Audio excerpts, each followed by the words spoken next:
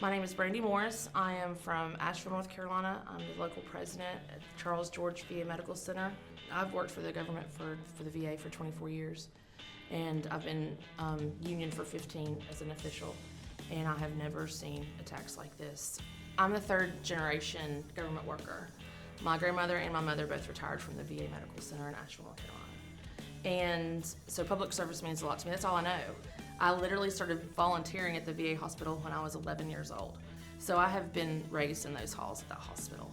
And public service to me is not just a job. It is literally taking care of our public. And we're blessed enough to also be able to get paid for that. And we've always been secure and paid decent with a promise of a good retirement and health care. And that's not the case anymore. And that's something that Donald Trump and Elon Musk have never had to deal with. They've never had to worry about where their next paycheck's coming from. What I would really like to say to them is that I talk to people on the streets. I talk to the constituents of North Carolina, Western North Carolina, and there are union members and federal employees to include management, and they feel duped. Western North Carolina, we just had a hurricane.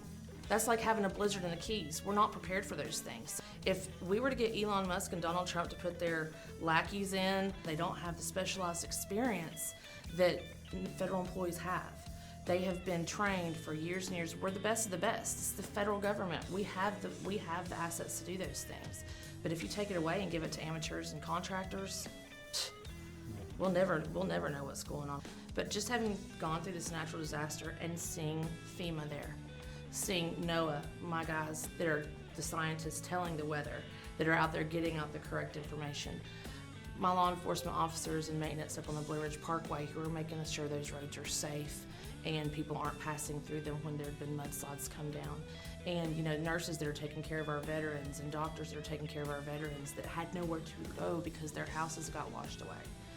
You're saying that none of these things matter, that none of these things there's a waste of government money?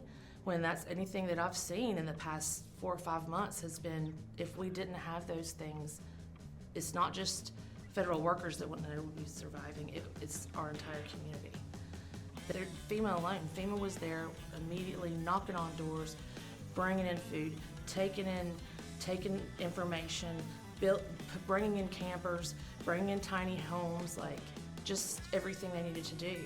Don't punish the entire American federal workforce just because you want to line your pockets, because that's all it's about.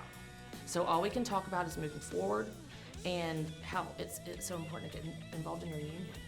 And I had a union membership meeting last night, and we had more people on that meeting than I've ever had. And it was just a great meeting, and everyone's wanting to get involved. They want to be a steward. They want to. They're organizing, and we might not be able to see it sitting behind our laptops every day. But when you walk out there on the streets and you see, it's heartwarming.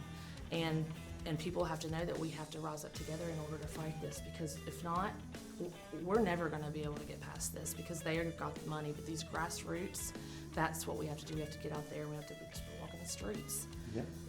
People need leadership right now, and they don't have it. So I feel like right now it's AFGE's time to be that leadership that public service, that union members bargaining unit needs.